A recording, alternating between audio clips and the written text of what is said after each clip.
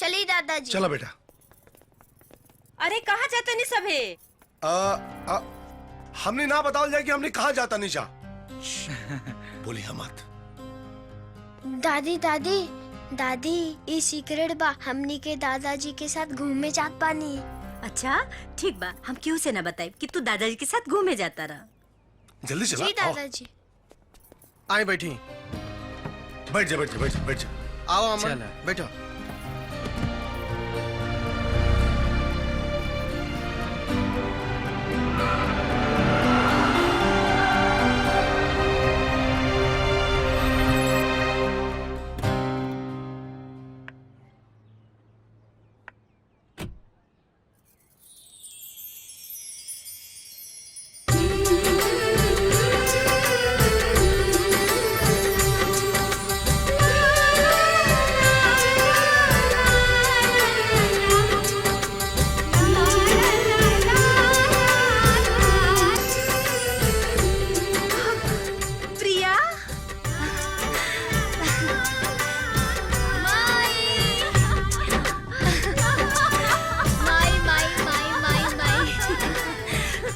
बाड़ू माई ठीक बनी। ऐसे अचानक ए प्रताप देखा के आइल बा। के हम आई? अरे प्रिया तू आ गईलू, ना कोनो फोन ना कोनो खबर। सबके सरप्राइज जन देवे के रहे। अच्छा माई बाबूजी कहाँ गई नी? हाँ भैया रउआ और बाबूजी के बारे में पूछा तानी।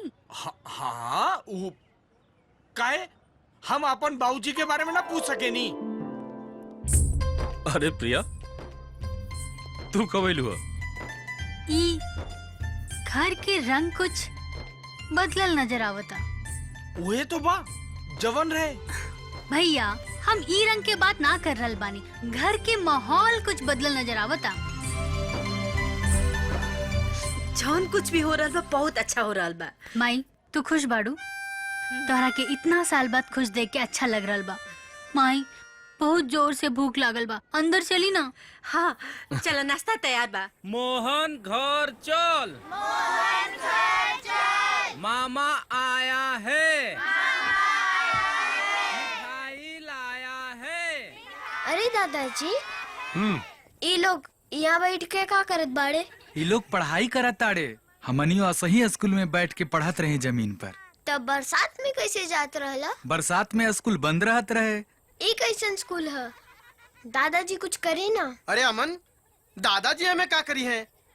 हमने के गांव के लड़का लोग खातिर स्कूल बनावे के। अरे अमन हमनी के गांव वालन से जमीन ले ही ले, दे ही ले ना। हाँ वैसे ही अच्छा मौका बा गांव वालन के मदद करे के। वो कैसे? अरे गुरुजी भुला गए नी, वो दिन गांव वाले लोगन से मदद के वादा कैले रही, तो वो लोग मदद की उम्मीद तो करबे करी है ना। हाँ वो तो बा। कितना अच्छा हुए ना दादाजी जब लड़का लोग बेंच पे बैठ के पढ़ी हैं, बारिश में स्कूलों ना बंद हुई।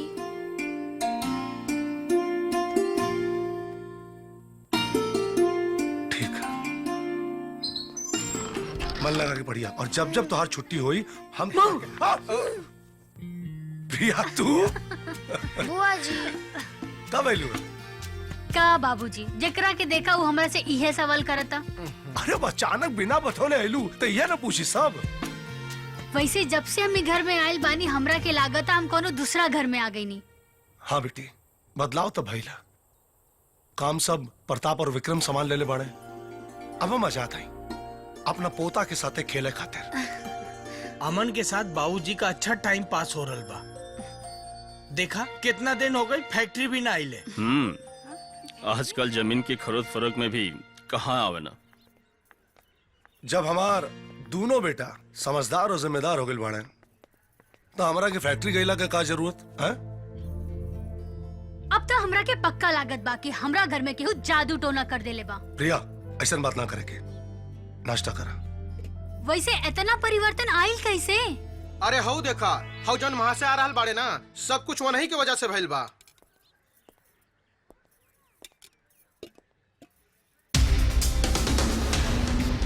हम तोहरा के कहीं दिखले बानी। हम के? तू शहर में रहेला ना? शहर में? अरे हम तो गांव जवार के लइका बानी, शहर के तो मुँह न देखनी है। ना ना, हम तोहरा के कहीं तो देखले बानी। अरे प्रिया, कौना चक्कर में पड़ गईलू? इनकरा लेखा केहू और के देख ले। हो सकेला माई,